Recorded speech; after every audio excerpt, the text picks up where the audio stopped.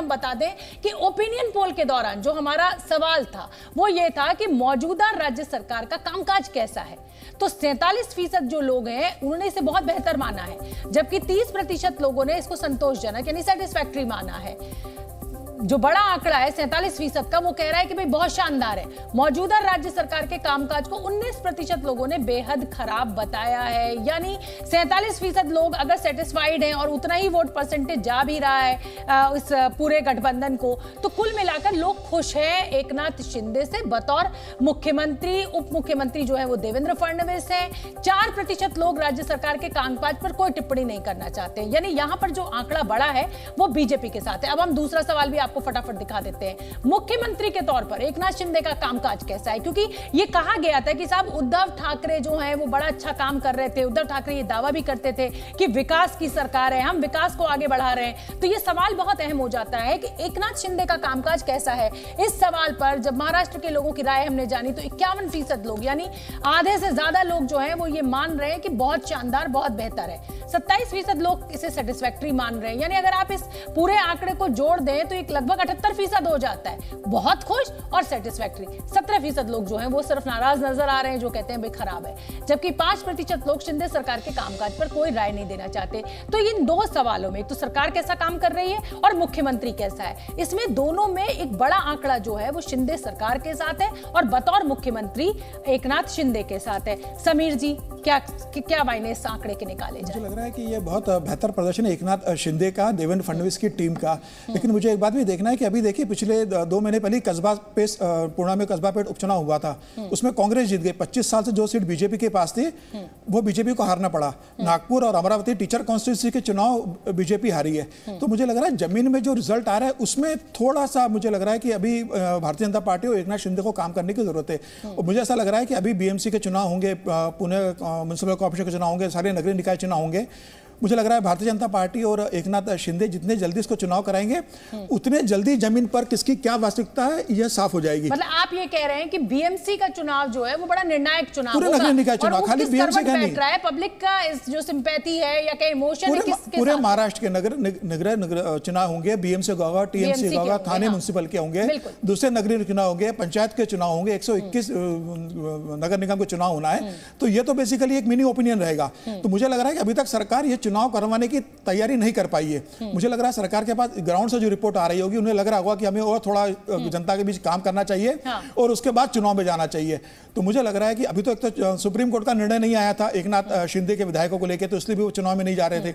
अब वो आ चुका और बाकी 7 सदस्यीय बेंच के पास चला गया है। तो मुझे लग रहा है अब इस ओपिनियन पोल के बाद मुझे लग रहा है एकनाथ शिंदे को हिम्मत दिखा के बीएमसी का चुनाव करवाना चाहिए, जिससे जल्दी पता पड़ेगा कि जनता का मूड क्या है। बिल्कुल, और ये बहुत जरूरी भी। और इसी से जुड़ा हुआ अगला हमने सवाल पूछा है, बहुत ही दिलचस्प ये सवाल है। शिवसेना में बंटवारे के लिए आप किसे जिम्मेदार मानते हैं? जब ये महाराष्ट्र की जनता से पूछा गया, मैंने आपको बताया कि हमारा जो सर्वे साइज है 36,000 लोगों से लगभग हमने बात की है। तो जब ये पूछा गया कि जब महाराष्ट्र की जनता से कि भाई ये जो ठाकरे जो शिवसेना टूट गई है उसके लिए जिम्मेदार कौन है, तो 42% लोगों ने इस पे उद्धव ठाकरे को जिम्मेदार ठहराया। ये बड़ा हैरान करने वाला मेरे लिए आंकड़ा है, क्योंकि उद्धव ठाकरे तो हमेशा से कह रहे हैं कि साहब बीजेपी जिम्मेदार है, और 23% लोगों ने एकनाथ शिंदे को इसका जिम्मेदार ठहराया है। यानी बीजेपी कहीं पिक्चर में ही नहीं है।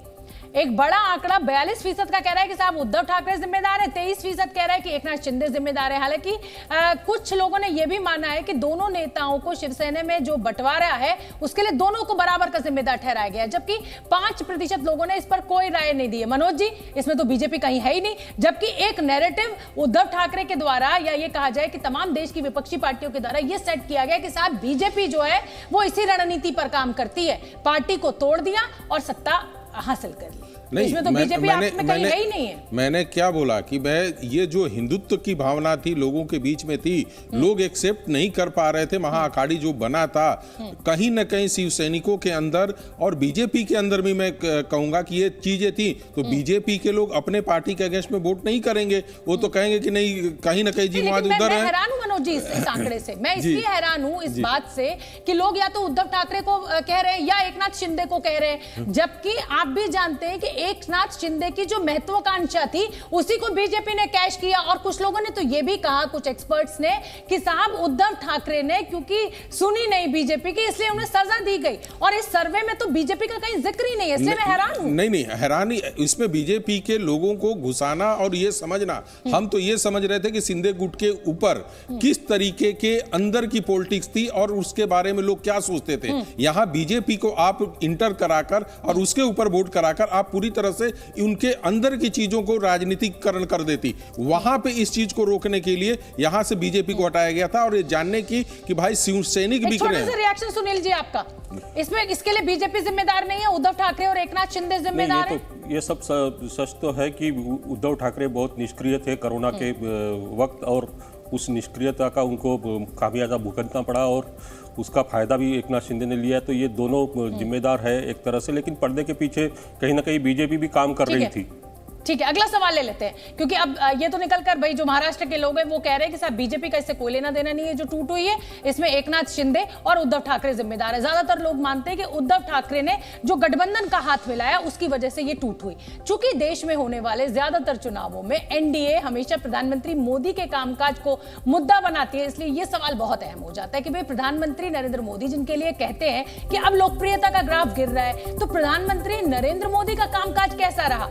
इस सवाल के जवाब में 63% लोगों ने इसे बहुत बेहतर कहा, तो 21% लोगों ने पीएम मोदी के कामकाज को संतोषजनक बताया। मतलब तो कुल मिलाकर अगर देखें तो ये 84% के करीब लोग हैं जो खुश हैं प्रधानमंत्री मोदी से। कुछ वेरी गुड मानते हैं और कुछ गुड मानते हैं, लेकिन बैड अभी नहीं कोई भी कह रहा है। प्रधानमंत्री नरेंद्र मोदी के कार्यकाल को 16% लोग जो है वो बेहद खराब करार देते हैं। यानी कुल मिलाकर जो बड़ा आंकड़ा है वो आज भी प्रधानमंत्री नरेंद्र मोदी के साथ खड़ा हुआ दिखाई दे रहा है। इसको हम कैसे समझें समीर जी? प्रधानमंत्री की लोकप्रियता को लेकर ये कर्नाटक के बाद खासतौर पर विपक्ष बड़ा हमलावर हुआ कि साहब प्रधानमंत्री नरेंद्र मोदी का वो करिश्मा नहीं है। फिर एक आरएसएस का सर्वे भी आ गया, उसमें भी हुआ कि भाई एक व्यक्ति विशेष पर आपको चुनाव नहीं लड़ना है, आपको लोकल लीडरशिप पे काम करना है। लेकिन हमारा आंकड़ा तो कुछ और कह रहा है।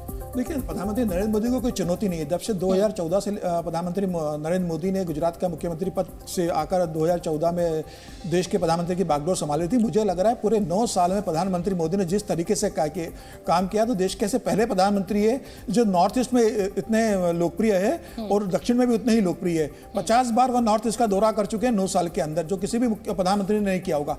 तो मुझे लग रहा है प्रधानमंत्री मोदी के कामकाज, उनकी निष्ठा, सबका साथ, सबका विकास और सबका विश्वास का जो उनका मूल मंत्र है, उसको कोई मुकाबला नहीं है। कुल मिलाकर प्रधानमंत्री जो है उनका जो विजय रथ है वो उसी उनको कोई चुनौती नहीं है, आगे बढ़ रहा है, उसी चमत्कार के साथ आगे बढ़ रहा है और राज्य सरकारों को भी खींच के ले जा रहे हैं। ठीक है।